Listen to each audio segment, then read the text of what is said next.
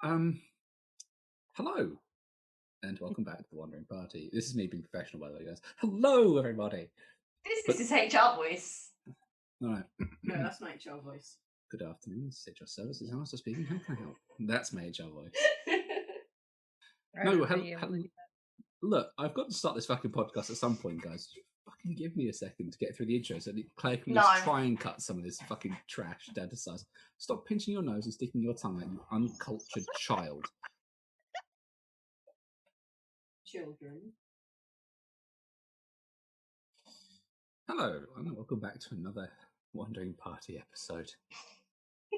I can't even get through the introduction without my various party members in the video conference absolutely taking the fucking piss out of me. Excuse my language, but they're all off just the right of my peripheral vision, taking the absolute mickey out of me while I'm talking. I think I was doing it to my face. So, 3 of the party members are going to leave you an introduction today if they don't snort their sodding milk. No, you don't get to put your finger on your nose and say, not it this time. No. You signed up for this. Beth. Azuri. Silent. Yo. The 3 of you get to do the recap between you today. I want to start off. If you say the word spider and dwarf one after the other, I swear to God. And don't just say dwarf spider, because I will actually come over there and throttle you. If you're going to ban me from doing that reference, which is a direct reference to last session, I will just have to reference something else. My famous Drunken dwarf. Drunken dwarf. Whatever does, drunken dwarf does. Sorry, that was my employer. My phone is now not on my desk. Okay, 3 of you. Once someone's done snorting their milk, we can begin with the recap. I will begin. We started off in a hole in the snow. And then we debated whether or not a badger would be suitably sized to create an escape tunnel. And thus, Zansk transformed into all badgery goodness, failing to take into account that a Zansk badger would have the proportional strength and diameter of a Zansk, and thus the hole was slightly too narrow. Zansk got to the top, threw down a rope that went 1/3 of the roughly 150 feet that we were buried in the snow. That was a great plan, burying us, by the way. Whoever came up with that, flippin' genius. Then, Retsam decided to climb because Zansk was taking too long. He got to the top, and then grabbed the rope. As he got to the very top of the hole, the rope came away from the rock to which it was moored. But Zansk was there, grabbing him and the rope at the same time. Then they tied the rope around Retsam, who clung to the wall like some kind of spider dwarf. Oh, fuck you. While Alice proceeded to climb up.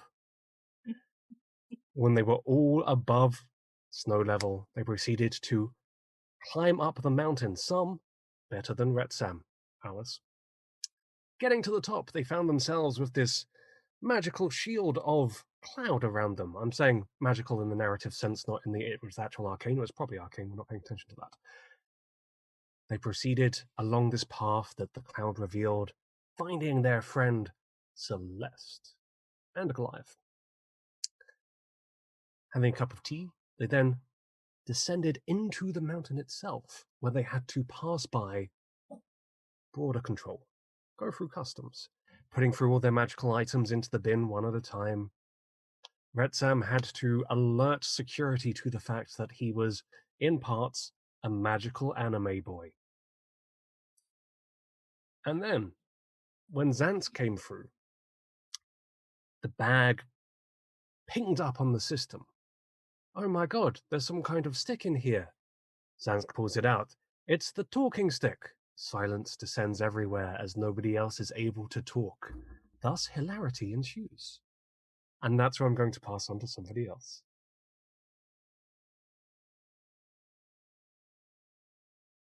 One of you must tubes. No, I think it's Beth for doing the nose. Yeah, Beth did the nose Did thing. It you? doesn't work. No rule. No, Beth did the nose thing, so therefore she has to talk now. God damn it.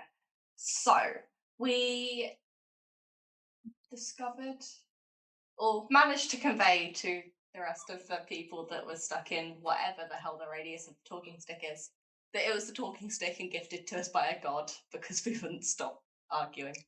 And then we spoke to one of the guards, or Zansk spoke to one of the guards, and arranged to meet them at the tavern that evening.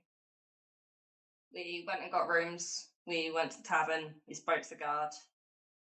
There is an entrance to the Underdark here. They've killed some people or some things that came through, and it was the same sigil as Zansk's house. And then we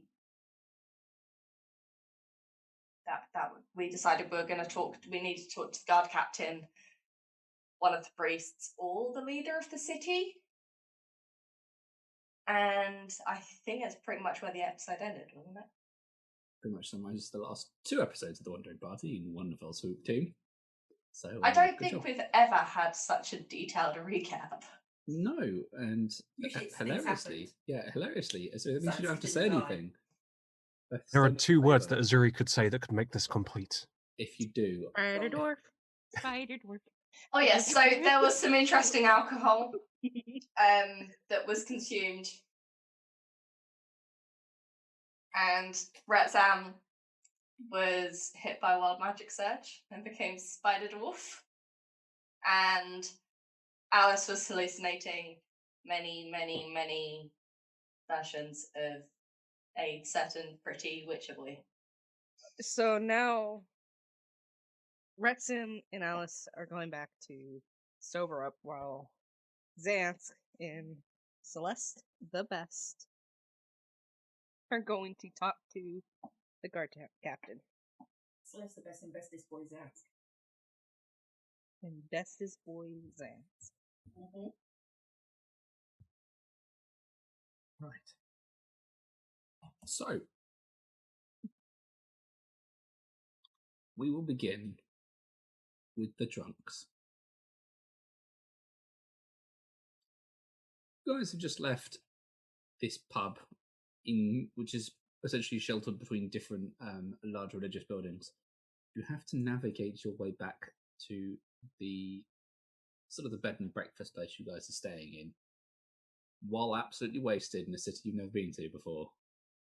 The city doesn't happen to be built, or this bit of the city doesn't happen to have, I don't know, a forest in it, does it? You're in a mountain, so no. You could get subterranean forests. I'm You are sure. in a mountain, Earth. You can get lost. This is not your favourite terrain. I see what you're trying to do, But it's my favourite terrain. but you're not a ranger. I don't care. I should theoretically be able to use the stonework to see where I fell down earlier. Or like to I check could the stonework? just try and survival the hell out of it and find our way back. Well wasted. There's a penalty. Mm-hmm. Do you remember what the penalty of being drunk and doing skill checks is? Probably disadvantage. Pretty much. That is an 18. You were in a mountain. Your horizontal axis is not working correctly. Nor is your vertical, but you figure you're stood up, right? It's good. There is a path in front of you that leads away from the pub. By definition, that is the correct direction.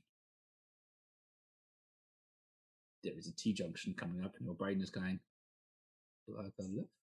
Do I go right? You've made it to the end of the street. Wow, I really am wasted. Yes. Red Sam, are you trying to check the stonework to see if you can use it to navigate? I want to inspect the stonework. Roll me an investigation check. 15. You inspect the stonework of the cobbled streets with your face as you trip over yourself. No. You see, what you've got to understand is that You got to get real close when inspecting some stones. So And this you've- stone is very close to inspecting stone. So you've staggered like a good 3/4 of the street. You just hear a loud thud. You turn around and Red Sam has basically just flopped forward onto the stonework, going, "No, you see, to inspect the stone, you would live very close to this inspecty stone." He's mumbling drunkenly to himself. I would like to try and orient myself somewhat and figure out which direction we're meant to be going. Almost a 5-foot check. See, you got to understand these are floor stones, and that means that they're underneath, and that's where they should be. That is a 20. Your brain says, "I can see where I need to go. This is partway up the mountain wall." You point. Roll me a dexterity check.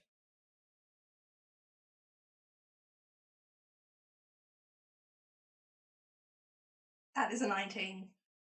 You unexpectedly sit down on Red Sam's back.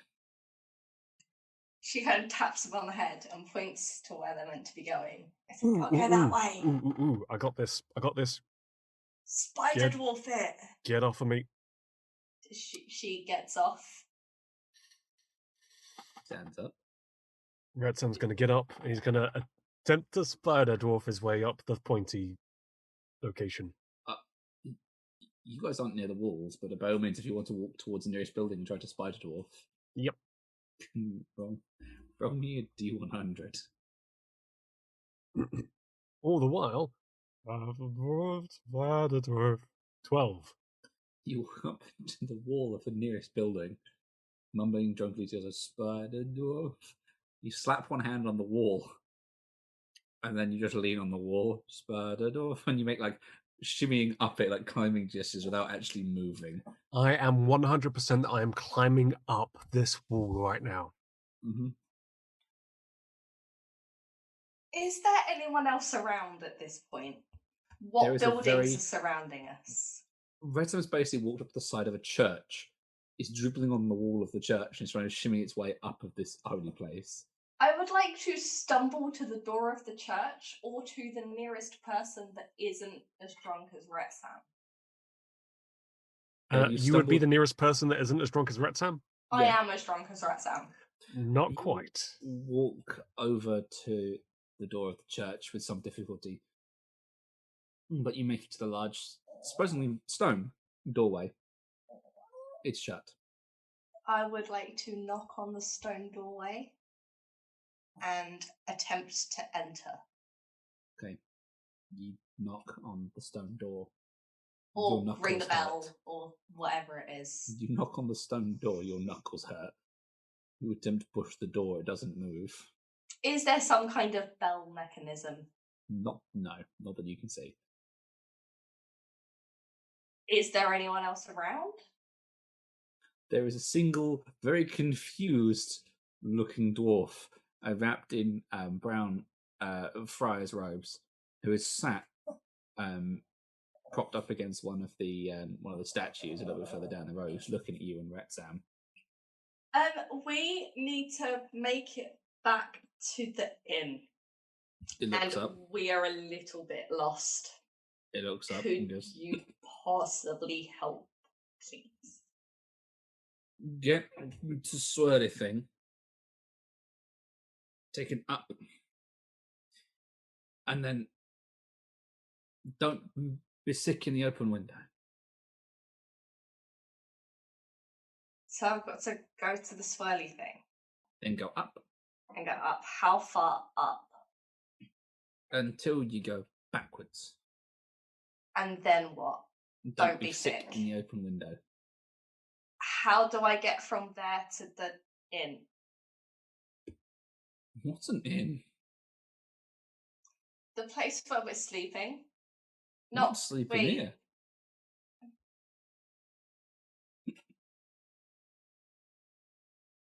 Hey, Spider dwarf. you're really Spider tall for a dwarf. I'm not a dwarf. No, He yeah, is. you're a tall dwarf. It's called human. Tall dwarf. How do we get to the inn? You walk. You walk. Elio. The dwarf just looks over and said, "He's licking the side of a church." Walking the side of a church. Hmm. Am I there yet? What are you trying to do? No. Am I there yet? No. I would like Am to I there yet? attempt again to try and find my way back to wherever the hell we're staying. Mm-hmm.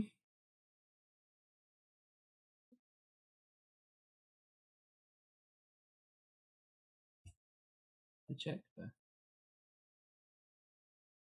That is a 23. You can literally see the building you need to go to. It's on the side of the mountain. You just have to walk in that direction. But the problem is, it keeps moving. And you're not quite sure how a mountain could move like that. It's okay. I have a plan. Your spider dwarfing isn't working. I've got another plan. And that is... I'm gonna go sleep over there. I try and point towards the Gondian temple. Okay. Oh, go on. That's my plan. But we only have to go over there.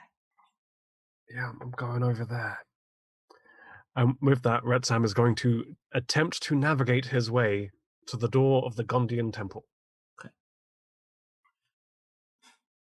Roll me a survival check.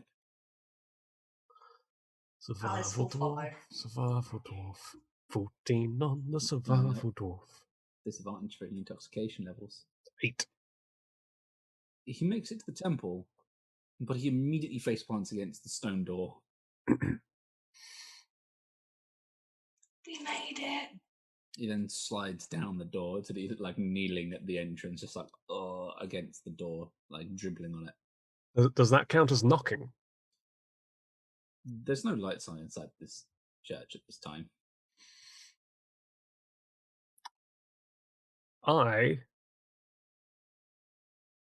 want to try and make my way inside. Okay, and how would you like to go about doing that? I mean, I would like to try and break my way in with as little damage as possible. Be near temple. In fairness, I can innovate a new lock in the morning.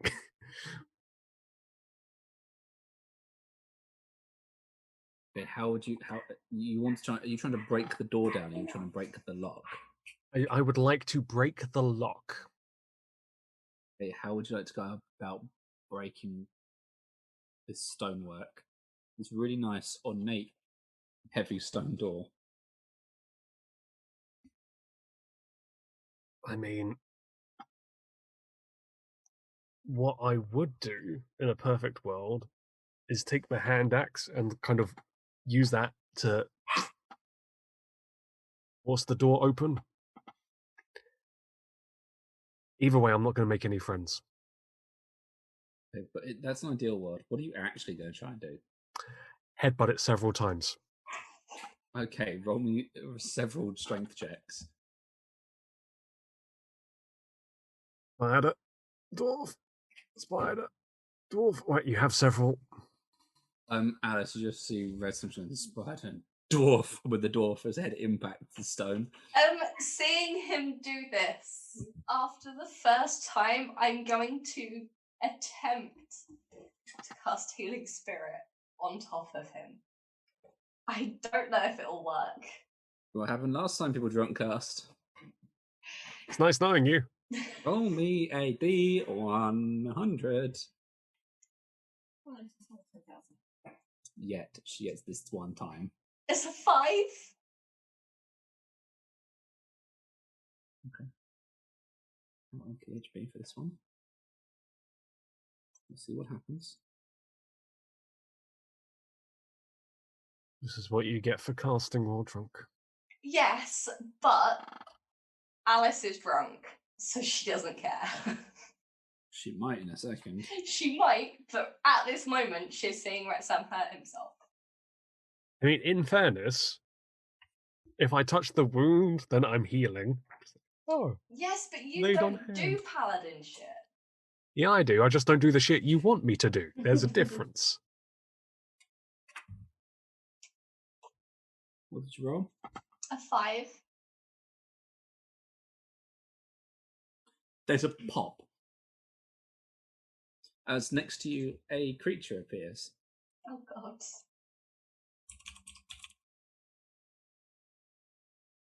I actually have to look up a description for these creatures because I haven't seen one in a very or heard of one in a very long time. So excuse me for just 1 second.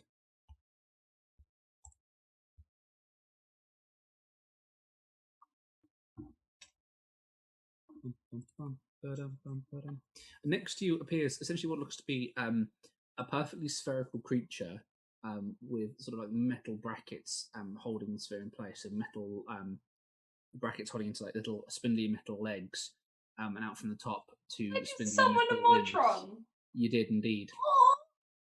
As this Modron just sort of stands there, about the same height as you, it's one central eye, almost like a beholder, just blinks. She looks at it and points to the door. Can you help us get in? It blinks again. Just blinks again. It turns, looks at what Red Sam is doing, just walks up to the door and just immediately swings its whole body back and just begins mimicking Red Sam. Is it having any more impact than Retsam's skull? Not really. After a minute of the shenanigans, the Modron just sort of pops away again. Red Sam, the spell doesn't heal you any as it fails to go off. I have no idea how I did that. I think after several headbanging instances, Retam is going to just give up and try and sleep there on the step of the damn church. This is like a little bit of blood dribbles from your forehead. There is what the devil's going on out here? And the door, like certain bits of stonework, begin lighting up in this vibrant gold, which immediately hurts both of your eyes, whereas it's a lot brighter than the surrounding area. And the part of the door sort of swings inward, and an older dwarf in clergy robes, like a belt like tucked in around his waist, like but where his belt is, it bulges either side, like he's put on weight since he bought the belt. It's just sort of beard like tied with a single band like over his like exuberantly large stomach. Looks at you holding a small lantern. What is this nonsense? We are lost, and he is one of your paladins. I sanctuary. You claim the sanctuary, you can't even open the fucking door. I need sanctuary from the door. Lost. Can I sleep on your floor? Drunk. The priest is just looking at you, both of you. You're drunk, but you can tell this priest is unimpressed and just a fine in. Ooh, I'll show you a magic trick. Don't. Yeah, you might summon another one of those things. That would be really cool. He's going to cast magic. Are you going to cast or drunk? He looks at your tree. Oh, I'm not just showing him the tree. I'm daylighting. That's technically a magical object rather than a spell. I was going to say, he's technically not casting. Yeah. Alice, suddenly your retina burn as the entire area explodes in daylight. The priest screeches slightly and throws the lantern in the air in his haste to cover his own eyes. The oil lantern splatters across the floor behind the priest and ignites part of the floor as the oil goes everywhere. Stone building is fine. I'm just like, look, it's a happy tree. It's light. The priest is bleeding from his eyes. Why wouldn't you look at the tree? It's happy. Plus side, Ratsam's injuries heal. Thank you, Alice. I feel better now. What? Yay! The priest starts blinking like a single tear of blood. Like my eyes, he sobs as he looks at the fire and goes, "Fire, fire!" He waddles over to it and starts stamping on it desperately. Red Sam will help. Red Sam, you are 99.9% alcohol at this point. Yep. At least it gets the fire away from the floor. You stamp on the fire as somebody goes out, and the priest is just like looking at you, like still one like a blood streak down his cheek into his beard. He looks at you and just says, "I'm getting you bedroll. You can sleep under the light for when it wakes up for morning prayer." Point me a corner and I sleep there. He points to the corner under what's going to be described as essentially like a chandelier. Right. I shall sleep. I shall put my head down there. The dwarf just looks at Alice unimpressed. Thank you. She's a tall one. Don't blame her. So you get from the dwarf as it plods away. In some form of drunken dwarven, she will mumble good night and thank you very much and sorry for disturbing. You get back in dwarven and say, "Go fuck yourselves." Probably And then she will come up next to Red Sam and pass out. And with those two losing consciousness, as Cledgy shoves her paintbrush into her drink, we will go back to the other two individuals. Celeste and Sans, what are you up to? We were going to the guards. So you're going to head down to the next layer down in the city? Yes. Are you sure they're gonna be okay? Like, are you sure they're gonna be okay? Probably not. Oh. But do you want to take them back to the rooms? I mean...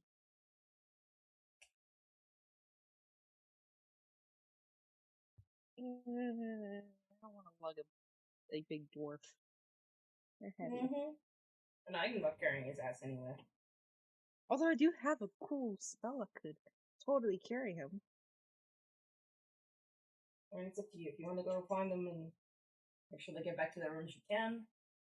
Well, I don't want you to go alone. They might. Not like a dwarf? The drow? A dwarf? Identity crisis from Zansky, ladies and gentlemen. Yeah, that. Yeah, that is. I'll stick with you. Although it probably would have been better if the dwarf went with you. But... Really? The dwarf or spider dwarf? When he is as sober as he can be. My bad. But it is kind of like.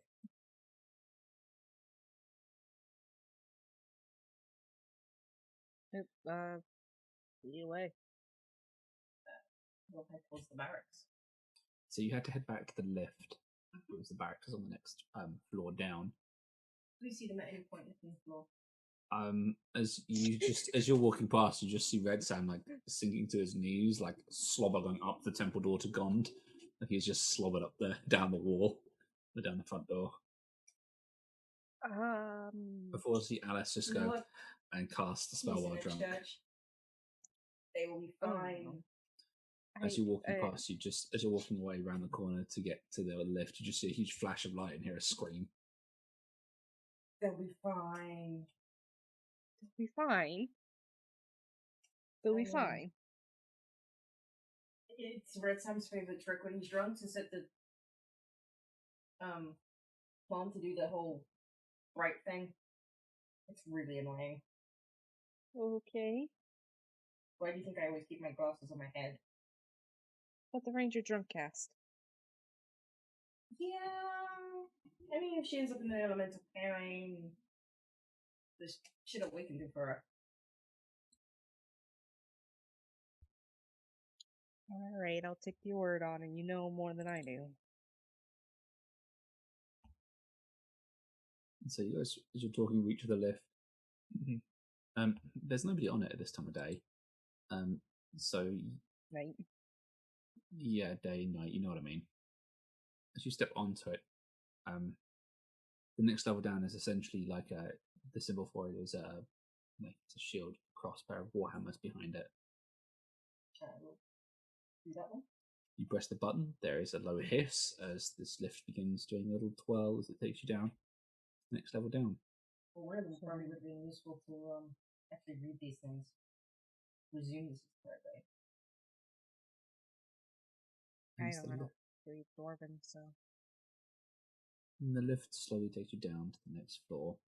It stops and you step out onto what's kind of like it's almost like a viewing platform, so you can see out over the rest of this level. Mm-hmm. And there is a small map that indicates you're currently on a viewpoint. Same as you are here. Yeah, there's a "you are here" in several languages. Because I was told where to go, so I just followed that. There's a map. So. Where were you told to go, Sans? Ooh, we got directions to barracks. Okay. Do you want to go straight to the barracks? Yeah. Do you want to read the sign for the other things that are present in this area? Oh, I try to memorize it. No. So the map gives you. Yeah, I get to use my notes from time to fucking time. Look, I write pages and pages of notes for this fucking game. Occasionally, I get to use one page for my fucking pre-scripted notes. All right. Eventually. So several places are highlighted for you. There's the Citadel of the Lonely Lord, which is the seat of power of the Dwarf Lord who rules the mountain. There's the Deep Guard Barracks, which is sort of where you've been directed to. There's the Embattled Euphoria and the Gilded Gate. Two other locations that are noted. Battle Euphoria. This kind of sounds like some arena of sorts. Or maybe. Is there like any descriptions or something? The icon on the map does not look like it would be a battle arena. No, it doesn't look like it on the map. No, it looks much more like it's indicated as some sort of tavern-like establishment. Oh, okay. What about the Gilded Gates? What does that look like? It looks like a big fuck-off gold gate. Okay. I need to ask him about it. So I guess on the way to the barracks, Celeste would kind of hype up a little. So what are you gonna exactly ask? Like, two things. One, they're working on the presumption of the Drow are fighting because they can. What they don't realize is the Drow aren't fighting because they can, because they have no other choice. due to My whole nose is the fucked. yeah, I Lord of Decay. Lord of Decay. As you two are Is walking there, through the like- cobbled streets, you become distinctly aware this area is, as you're getting closer to the barracks, is a lot less civilian orientated and a lot more housing of guard and guard families. I There are a have lot- very carefully made sure my sword is actually in my bag. Mhm. Because I'm still wearing my bag. There are a variety of different armed guards and armed dwarves and Goliaths here. A number of them are watching you, Zansk. I would probably actually walk up to one rather than just trying to make my way there. Mm-hmm. Because I get they'd probably not be comfortable with a random drow just wandering around. You very much get the impression they're not. Excuse me. What kind of guard are you approaching? Are you looking for a Goliath, a dwarf? The Goliath. The Goliath is just looking at you. Yes. My name is Zantz. Okay. I'm looking to speak to the captain of the guard. Then walk to the barracks. Still this way? It's always been that way. You read the map on the way in. You know. I know, but you also didn't look very comfortable with a random drow walking around. Yes, because you're a random drow. And now I'm not, because I have a name. Nope. Still a random drow.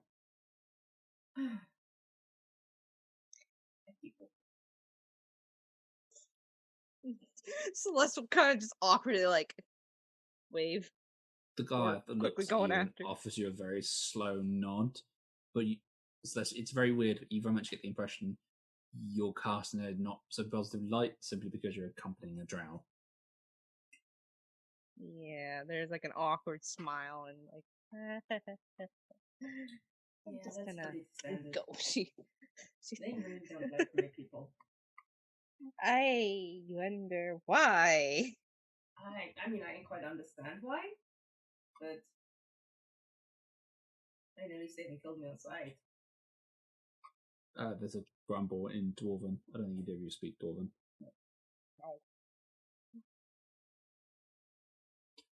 You guys continue moving around, and there's suddenly like a large open space that looks like a plaza of some description. Except on two sides, there's just no buildings. You very much realise that it's actually not quite a drawbridge, but it's over what looks like a gaping hole in the mountain. So below you, you assume it's just from the looking out over the edge, it's just an open void, and then ahead of you is this. Essentially, it looks like a glorified gatehouse. Like you could, the middle is sort of like this. I've forgotten the sodding word. Portcullis. There you go. Structure. With what look to be fortified guardhouses on either side. You very much get the impression you've just arrived at the barracks, and behind it is the citadel of the Lonely Lord. There are lots of dwarf guards here and Goliaths, primarily dwarves, holding the doorways at the moment. Mm-hmm. The portcullis is also closed. I presume there is a guard, on guard. There are like 50 guards here. Who looks the most senior? So this actually probably hurts a little bit, but your most experience with this sort of dwarf would actually been back when you were a drow. Yeah. There is one that has like a golden stripe on their shoulder Mm-hmm. that looks to be the most senior, just because they look older and gnarled and they have that indicator on their arm. Yeah, he would also associate age with a little bit as well. This dwarf, as you walk up to him, it's he beelines. He it's scans them, goes, note you, walks. The guards around this dwarf immediately, like several of them, step backwards and have heavy crossbows at you, like mechanically charged crossbows. And this older dwarf in particular, he's actually looks surprisingly slim for a dwarf. Mm-hmm. He has a wicked set of scars across his face that like carve open his beard, almost like a good third of the way down it. Yeah. And you much get the impression that at some point this dwarf has had a run-in with something not particularly pleasant. Would Zansk have any idea potentially what? You can probably get a history check, but you're going to be lucky to get this one. It's 17. 17. If you were hazarding a guess, either at some point he's had at least several fights with different driders, or Dragloff carved his face open at one point. Okay. He looks at you as you approach and he goes, "You will go no further, Drow. Hold." He stops. What is your fucking business here? I have information regarding the incursions and I wish to speak to your captain. I also wish to speak to your lord. Right. And by what honour do you think you have any right to come here and make demands? I'm not making demands, I'm offering you information. Information you assume we don't already have. How familiar are you with Lords of Decay? Archdemons. How familiar are you with our attitudes towards Drow? Very familiar. And Drow society links to demons anyway. So what if one decided that you weren't worth it anymore and decided to fuck you over? Do you think we give a shit? I'm sure the Lord cares about his son, though. There's a slight moment of pause as several of the dwarves who are holding these mechanical, looking crossbows shift uncomfortably. This dwarf pauses, but shows no other sign of actually giving a shit. And he just looks at you. Right, you've got a brass pair on you, haven't you, Drow? He says you always hear the amusement. Look. You brought a little human with you too. My dwarf was wasted. Sorry. So one of the other dwarf guards just sniggers. You hear very quietly in you don't neither of you speak dwarven, but you hear a comment. This older dwarf literally doesn't even look, just lifts his hand, backhands one of the other dwarves like across his face, and says something in dwarven to them, like harshly. And there's a okay from the dwarf who shuffles a little further away, holding his little halberd. Look, I'm not coming here to make demands. I have information that is useful for you. I would like a sensible conversation. I am Zansk of the Wanderers. There's a long pause. This is Celeste. It just looks at you. Oh, I've heard about you. He points at Celeste. Oh. I can also get Have? information from your Lord's son, and I'm willing to discuss that.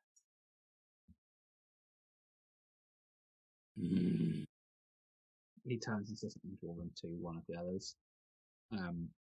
Almost immediately, a set of these dwarves, 7 of them, or 6 of them, 3 of them like drop to essentially to a crouch, pull their crossbows up, pointing at you.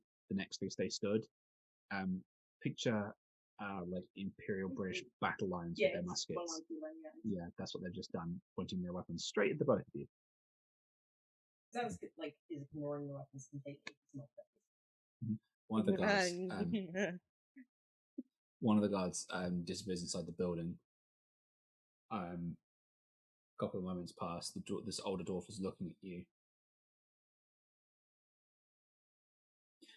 Interesting, you'd call yourself Zansk of the Wanderers.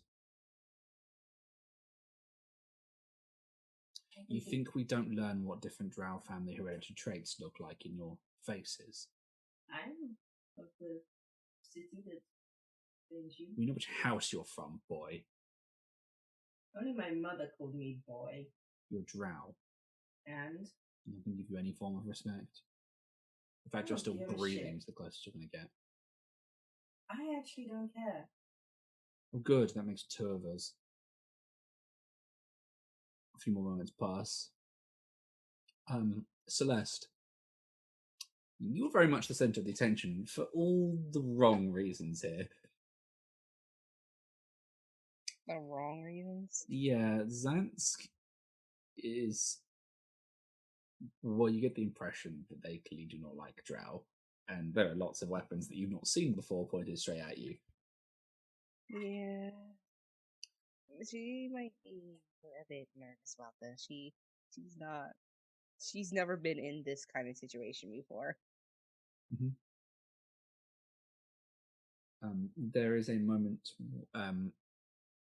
where the door opens, one of the doors to the guardhouses opens, and a tall, very lithe female Goliath steps out in what looked to be very formal, almost very formal attire.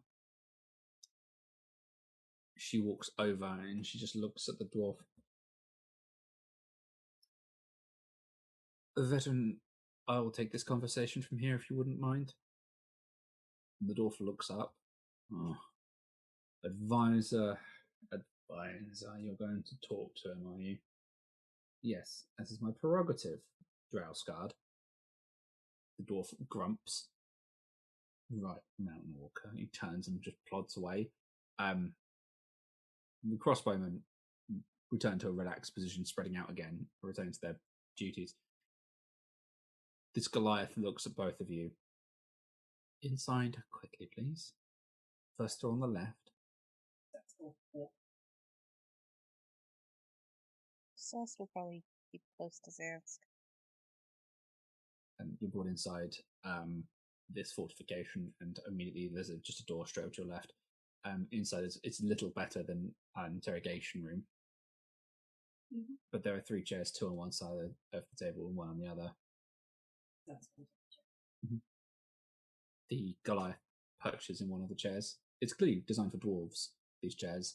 But the Goliath is sort of sat in it, carefully shifting their legs to make themselves comfortable. Can I do passing glances around, like in the room?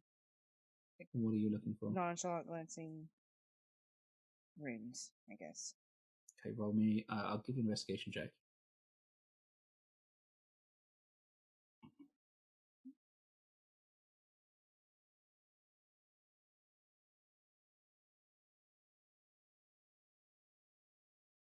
There's lots of stuff inscribed into this stonework. Do I recognize any of them, or You do not speak or understand Dwarven, so no. It's almost like a Dwarven stronghold is going to have a lot of Dwarven. Sorry. all the more reason to start studying languages? Dexter. And just making a comment. Like she's just looking around, I guess, noting the rooms. She can assume that they're. She can assume that they're like. Some might be for containing, like if this is similar to a interrogation room, it could be like either containing or it could be like some kind of scrying of sorts to. That'd be a logical assumption. Stuff like that. But she'll sit down.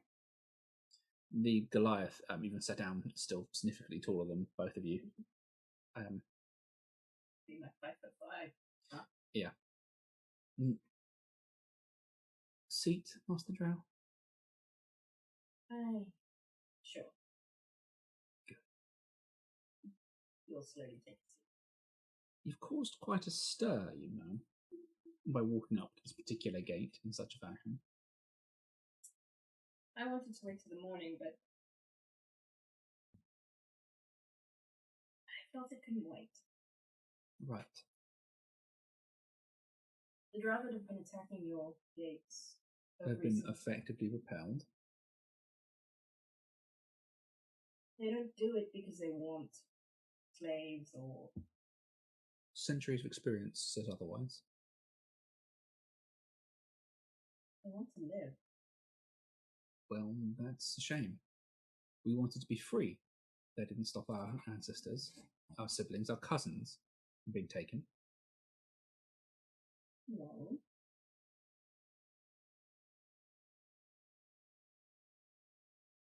Let me put it plain. I will see you on even footing, as is befitting of my culture, but you have to provide something that the Dwarf Lord will bite. And if you were to say information about his son, then I may well have to have you killed. I might be able to find him. Better way of phrasing it.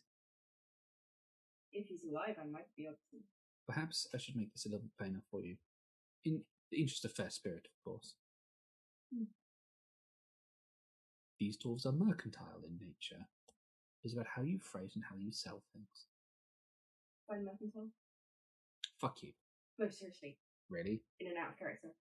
Fucking hell. Okay, hang on. Let me go and get a definition so it's easier for me to describe to you. Essentially, they're merchant orientated, to put it one way. Sound like that.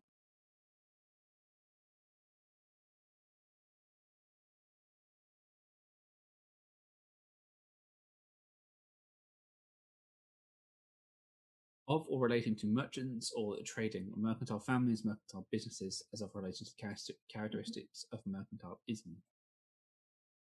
It's trade orientated, basically, the trade focused. There you go, that's your out of character definition of mercantile for the evening. Fair enough. Okay. If you could provide me a piece of his son's clothing. No. I could see where he is, whether he is alive or dead. You misunderstand. I cannot provide such a thing. Why not? You would require me to persuade a dwarven lord to move from a position that he is rather firmly entrenched in. And what position would that? That no one's going anywhere near his son's possessions at any point at all. The exact purpose of them may locate a body. Perhaps you're familiar with necromantic I am very purposes to familiar. find a corpse? Yes. But I should understand why he's been quite careful about these things.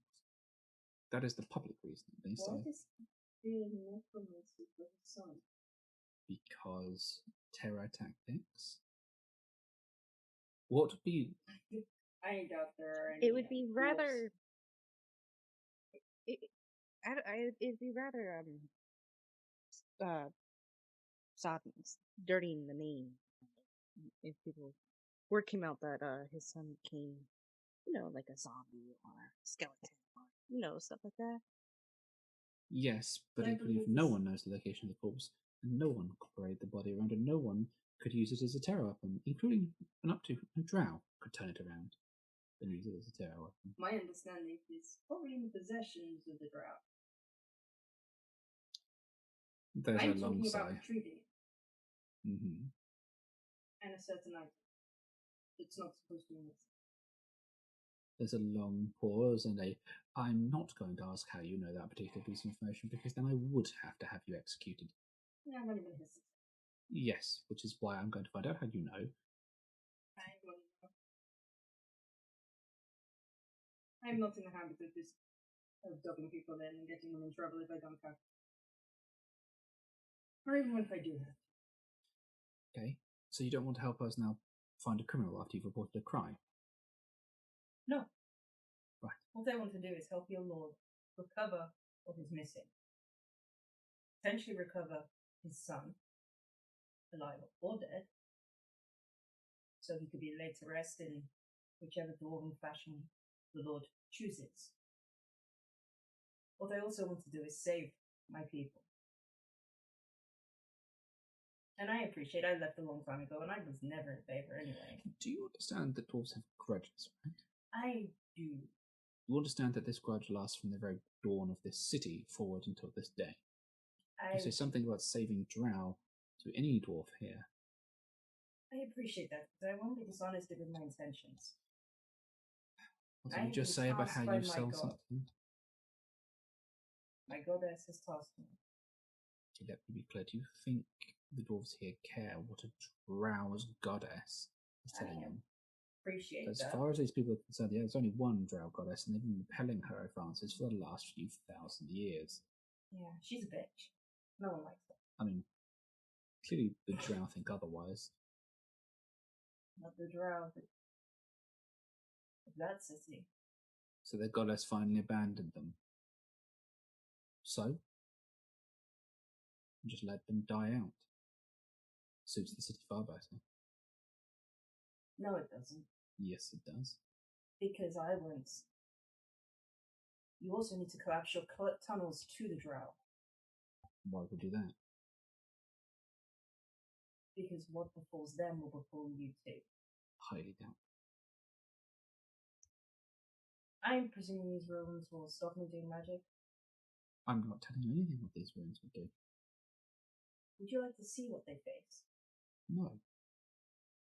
Actually, that's a good answer, because I don't. Because if extinction is coming to them, fine by this people here. Extinction will come to you too. No way.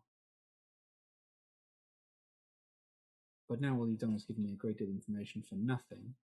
I was fun to. Which is why you wouldn't do good with the Dwarven Lords, because you're just providing information for free. You have to barter. Approach things carefully. I don't have to go looking for the sun. No, you don't. But again,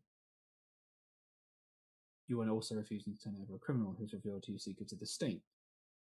Yes, buzz and gossip. Still classified as a secret of the state. I thought I'm very drunk. So it was a dwarf. That makes it much easier. Not really. No, you're right, not really. This place is infested. There's a pause as a light goes on one of the runes. The Goliath looks round. Yes, you heard me right. Oh, I knew it. Oh, sorry. Looks at the wizard. She shrinks a little.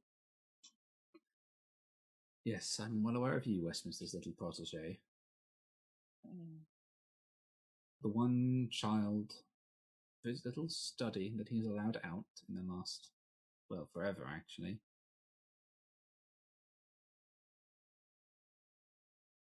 He had his reasons. Best not dwell on the reasons of wizards. It can make it rain here.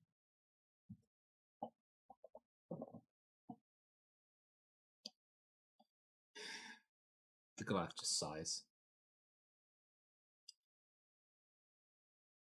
So what you propose to do is to scry on the Lord's son. There are not many as powerful enough that could do it. No, you're quite right. there's also quite a lot in the way of things that prevent you from doing so. Oh. Including and not limiting to a particular artifact the Lord's son was wearing at the time he departed, to prevent any untoward individuals learning his location while he was out raiding. There's also not many people who know the tunnels from here to the Drow cities like I do. Then Zax might be lying a little bit at this point. you He said probably knows very many tunnels, but he doesn't know if they're connected to the city. He's probably not come this far up. Perhaps let me rephrase. The Goliath looks at Celeste. Celeste, you were used to dealing with a teacher who would want your thoughts, logic, and reasoning presented prior to agreeing to allow you to do something, right? Correct? Yes? yeah, always. That in Normally, essence is most of my thoughts, logics is usually denied. right. Well, it's not particularly dissimilar to making a business proposal, which is what you're probably to do with this dwarf. Because I will get to your meeting with the Dwarf Lord. That's all I can ask. But if you phrase one thing incorrectly, he will have you killed. Which is why I'm telling you, you need to be careful with how you phrase and how you sell things. Forget not dwarves care for riches, they hold a grudge. This is a very angry, grieving dwarf.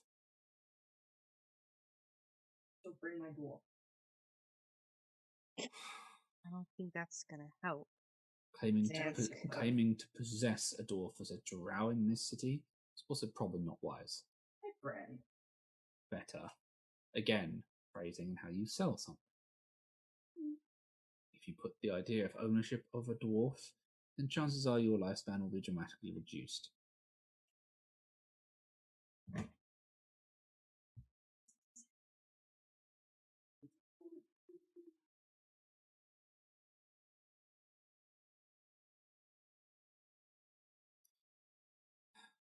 Return here in the morning, regardless of hangover as fuck your two friends are, because they're currently in the Temple of Gond. I'm probably going to go and sober them up right now. Did you? One, it'll amuse me. Two, then I don't have to do it tomorrow.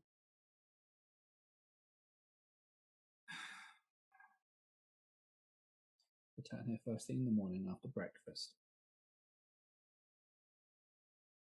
That's the second breakfast. I only ask because Brett said well. If I don't, I give him a definitive. He'll presume it's second breakfast. First breakfast, because if you can catch him at second breakfast, you might get a reasonably not likely to murder you on sight Dwarf Lord. That and at least one cup of coffee, because he's a miserable bastard without coffee in his system. Hey, I can understand that. I am too. There's no response from the Goliath. They push themselves to their feet. Gestures the door. Thank you. Please don't push your luck. But I know. Pushing your luck with these dwarves will likely get you killed. So they won't be taking my health center. Probably not. Understand. And equally, before you believe you're capable of taking the fight just because you escalated with the dragon. Oh, I died in that fight. That's not on me. Mm-hmm. Twice did that dragon actually. Remember the fact that you would probably be shot to death prior to you even finishing your first spell. Okay? I didn't say a word. The city might not look like it, but it is a fortress designed to stop things from coming from above and below.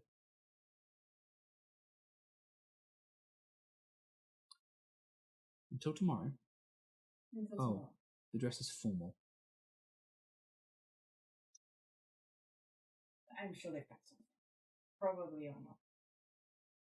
Armor will do, I suppose. Just don't have weapons drawn. Leave them in your bags. I didn't even bring my weapons. Can I ask you a question? You're a pretty piss-awful liar. You carry upon your person a bag of holding that was initially checked in. You carry a whole arsenal and no one would be any the wiser. Mostly I just carry the fire elements. Again, you've come armed. Oh no, Steve's too busy pumping iron. And he doesn't like fights, so we don't bring him out anymore. I mean, equally though, if our metal has two arms, you're still armed. Technically, all have arms. The Goliath just smirks slightly. Yes, but I've heard rumours of your Steve. Mm-hmm. He's very buff.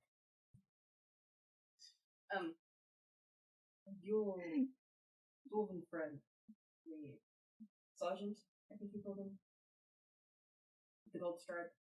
Veteran Drousguard. Veteran Drousguard. Strider or what? Both. Oof. It's about 70 years ago. Most dragons survived that, let alone anyone else. Yes, so he's not the only one who survived encounters he shouldn't have done.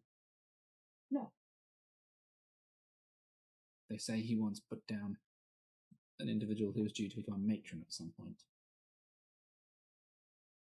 So, when you think you can take them all in one fight, they will not go down slowly. Stubborn bastards. Zansk has never said this out loud, by the way. No, but the Goliath was covering their bases.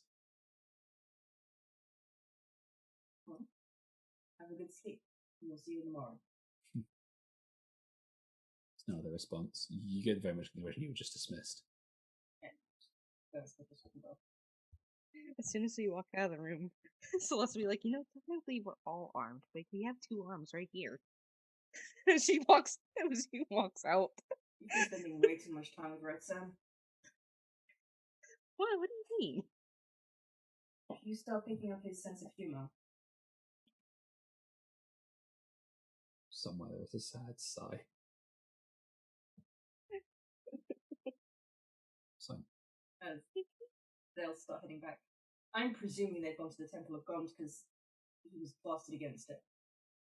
you were just told he went to the Temple of God. Oh, that too. Yeah.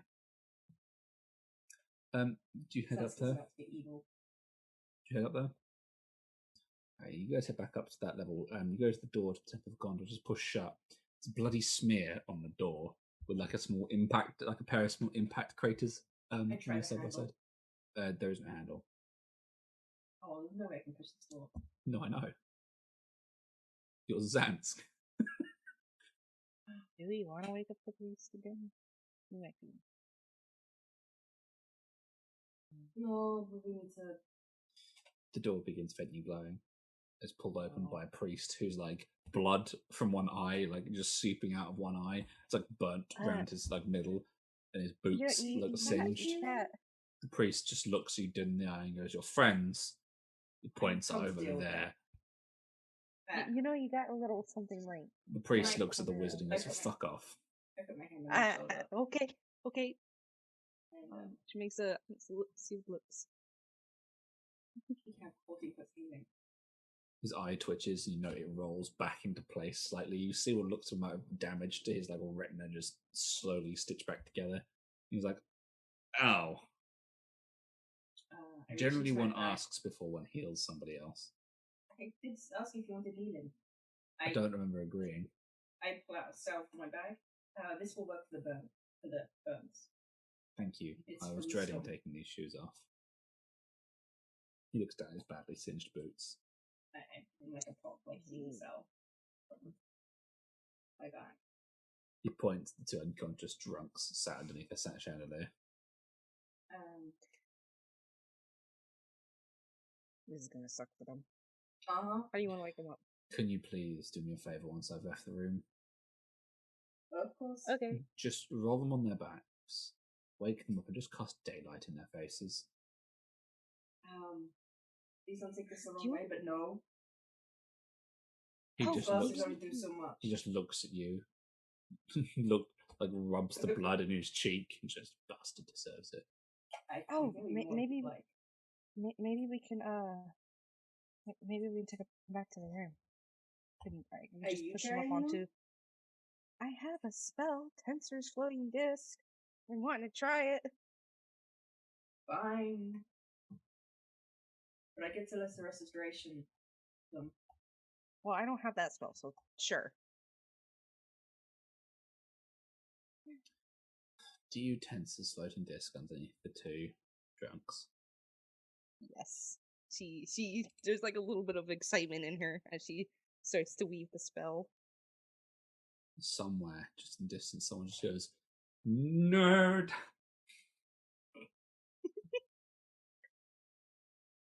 You can Yes. transport the 2 unconscious drunks on the disc. They're gonna be on top of each other because it's 3 feet in diameter. That's fine. They're practically cuddling anyway. Ooh, this is so cool. It's so cool. Because she's nerding. Do you go back to bed breakfast? Mm-hmm. You return to your place where you are staying. I guess they get put in different rooms. You have boys' room and a girls' room, didn't you? Pretty much. Means Zansk has to drag the dwarf the last little bit. It hasn't happened. Are you going to dump I Alice on can't her be- bed and then use the disc to get Red Sun the Yes. rest? I'm going to struggle to get them through the door, but okay, on the disc. I will list the restoration Alice first. She's been dropped off there. She remains unconscious. Wakey. Oh, she might be okay in the morning. I figured she would. Alice is still bastard to wake up in the morning. Like, what the fuck? It cures poisoning. Mm-hmm. Doesn't cure being drunk. Yes. In theory, being drunk is a form of alcohol poisoning. It's just a very light form of alcohol poisoning. I will also do the same to Rexham, so I can use up my slots before I go to bed. Fine. So the following morning rolls around. Slept off the hangover. Both of you sit. Both Red Sun and Alice Oh, stuff no. in the. Red Sam is being woken up with repeatedly drunk craft water in his face. Red Sun, you have water basically dropped on your face every few seconds. If there was light outside, I think Celeste would have opened the curtains first. And there's not but light. there isn't. There's not natural light per se. But there's a glowing like mimicry of daylight. Alright, as soon as we are supposed to wake up, she will rip the curtains open and be like, "Wakey, wakey, eggs and bakey." Alice, you weren't hungover when you're forcibly awoken by this surprisingly perky declaration. She yawns and stretches and goes, "Huh. I swear I had a really nasty hangover last time I drank that." Oh, You're also not where you fell asleep. She looks around.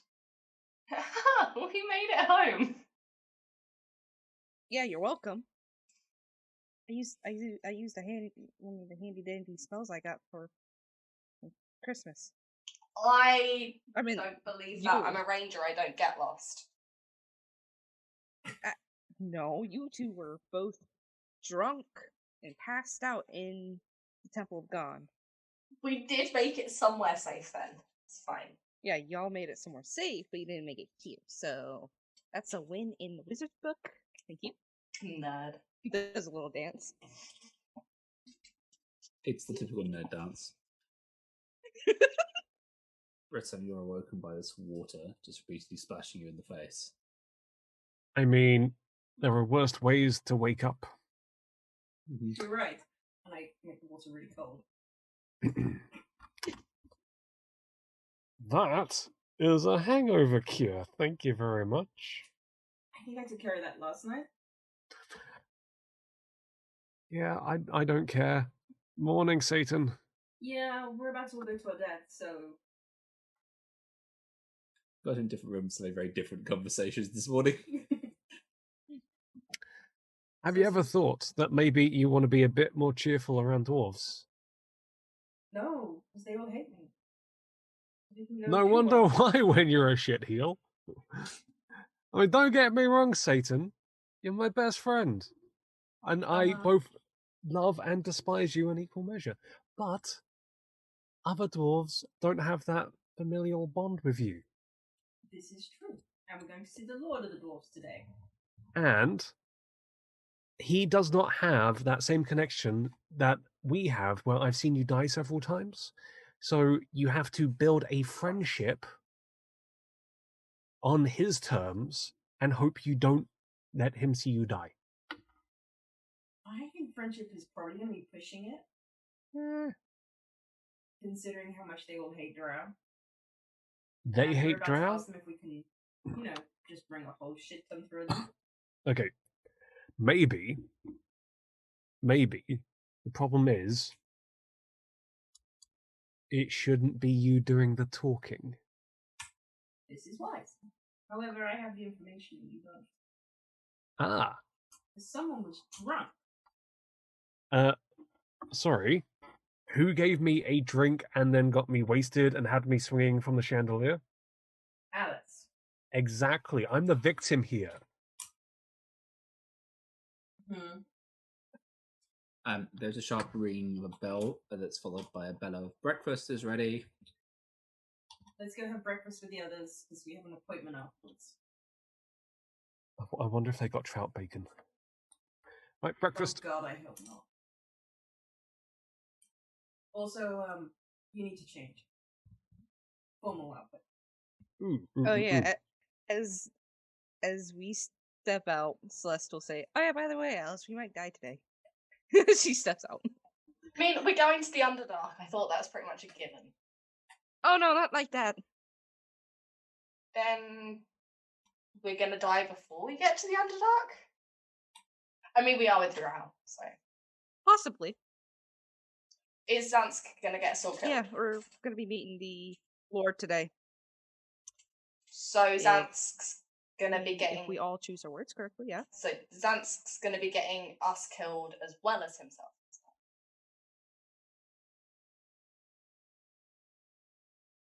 The probability is pretty high, however, seeing how lucky you guys are, I'm betting on luck this time.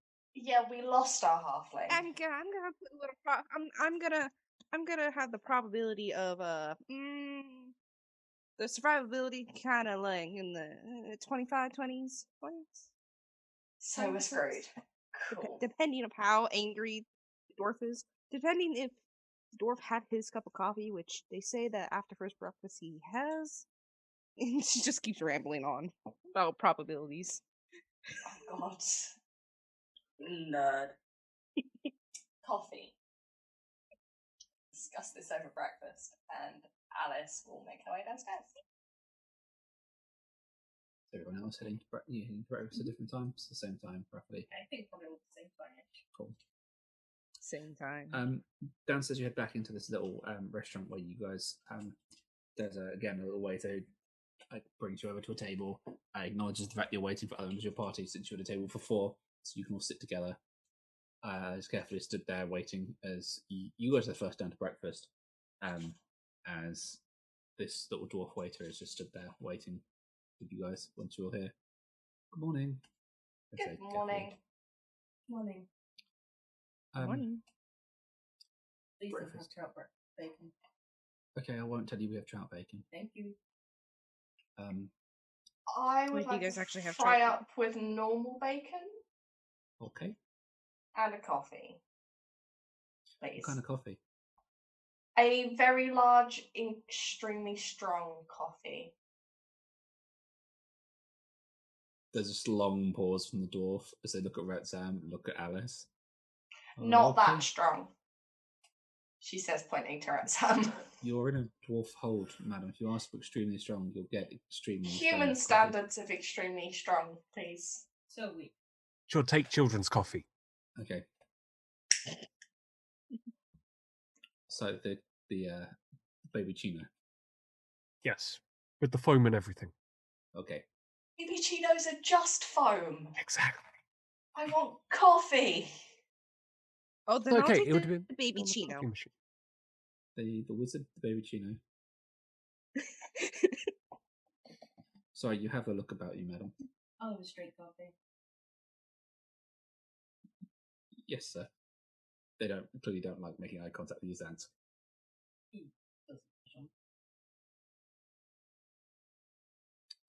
The weak coffee. And is it full breakfast for everybody? And the vegetarian full alternative breakfast. for yourself? Please. Define full breakfast. Sausage, Grease. egg, bacon, beans, black pudding, mushrooms, tomatoes. Grease. Could you leave the bean? Could you leave the beans in black pudding, please? No. Alice will leave them. Okay. Okay then. We do also have breakfast haggis. Ooh. Yes, please. Okay. Awful for breakfast. It's awfully good. The dwarf then heads back into the kitchen area, and a few minutes pass. Another few minutes pass. He comes back out quite quickly with your drinks. The difference in consistency between a regular coffee, a dwarf regular coffee, and the coffee that Alice has given is distinct. Just as long as it's strong coffee by human standards, it's fine. Red Sam's coffee is almost like tar. That does not look drinkable, right, Sam? I mean, you're just not trying hard enough. I shouldn't have to try to drink coffee. I should just be able to get out. She picks up a coffee and drinks it. Strong. Oh, they Red Sam picks up his coffee and just drinks it. You have to feel it's still warm, so you can't hang around with it. It's nice. It hits your taste buds, and it's very, very strong coffee.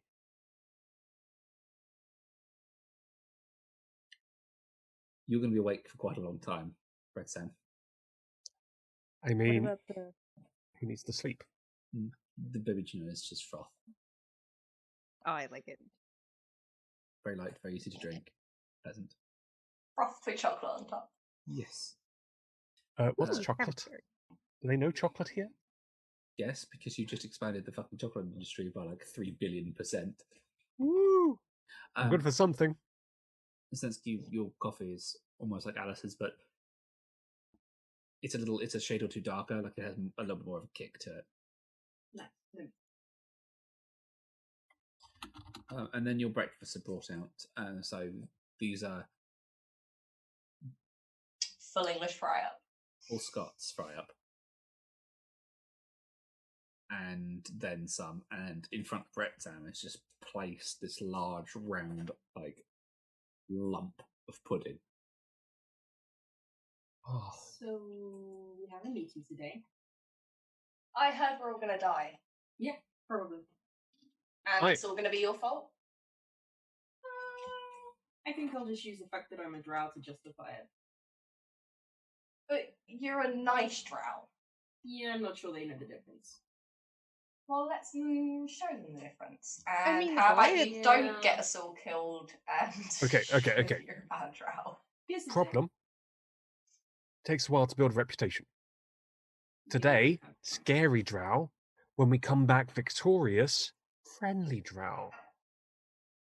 We just have to convince them to let us go. And Oh, I no. don't think convincing a load of dwarves to let a drow go rescue his family is going to be the best way to swing this. So Yeah. we have a little leverage. We just have to be very careful about how we use said leverage. Leverage or blackmail material? Leverage. Okay. I don't know, man. The way you kind of phrased it last night. Yeah. But I was a little irritated. I mean, understandable, but I was kind of on the edge of my seat there. At least the Goliath thing was nice enough. Yes. Well, Goliaths are a little bit more amenable. I never had a bunch of so many crossbows aimed at me at once like that. Mm-hmm. She kind of There were a few. there's a bit of shudder from her. So the Lord's son went rigging and is maybe missing.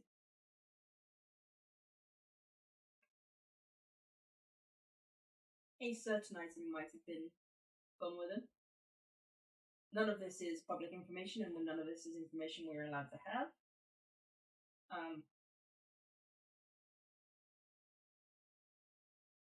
But it certainly would facilitate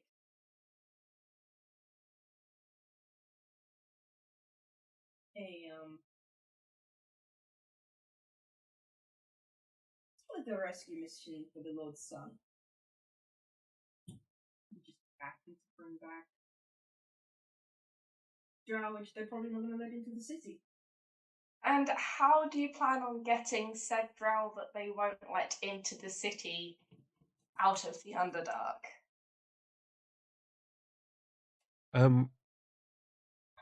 Who necessarily said that we pop up here? Well, there is that. I mean, we do have a lot of friends. That's why I said, how do we get them out of the Underdark, not through the city? There are only 2 exits that we know of. We could end up anywhere. Not necessarily a bad thing. But also not necessarily good. Westminster did offer to help us with that part and also help us collapse the tunnels. Also, they are foolish in their assumption that they could be whatever the drow cannot. It is at this point, Zance, you hear a voice in your head. Mm-hmm. Good morning, Zance. I was handed the sending stone and told you to want to talk today. I actually, one moment, please. I take the thing out of my pocket. I'm going to walk away from the table a little bit, but I've clearly got sending stone. The store. I hate it when you get a phone call at work. Yeah, my life, basically. I understand you treated my friend's mother. What can I do to help? And that's the conversation you get because you'd already sent to you. Mm-hmm. So that's fine. I knew it would be long-winded. Yeah, this conversation could take weeks. Well, I'm thinking eventually we'll end up at the same place. It's a play by post. I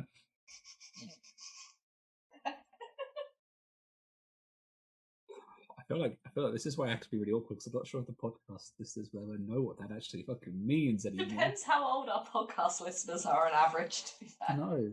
How old is Colt? Colt would get that. I think that's about the mean age. Yeah, someone like I don't know, Effie would get that, wouldn't he? I mean, anyone our age or older would get that. Yeah. I don't think the younger generation understand that podcast. Zero. I don't think Cat will, but the rest of us should. Okay. I come back and sit down. Sorry. Azuri, a long time ago, in a land before the internet was everywhere, people used to play games like chess by writing their moves out on a bit of paper and posting it in the snail mail. This is what we did before the internet. You did. Hashtag millennial for life. I am still classed as a millennial, which is ironic, because I remember doing my homework with the internet for the very first time. Yeah, in secondary school. Yes. Sorry. Mm-hmm. Sorry, shade thrown there. Sorry, guys. Right, you were still in diapers. It wasn't. No, you probably got born at that point. What are you on this It's evening? 12 years between us. I know. When you say doing it on the using the internet for homework and using a computer for homework, 2 very different qualifying dates there. Anyway, before we have this conversation, which we don't want to have while we're recording because it'll get awkward for Claire. I'm old as fuck. Yes. Okay, dwarves want to kill us if we make the wrong move. Alright, what's our plan? As I sit down, I probably look and says, apologies, I was asking Miss Storm what we could do to help your mother.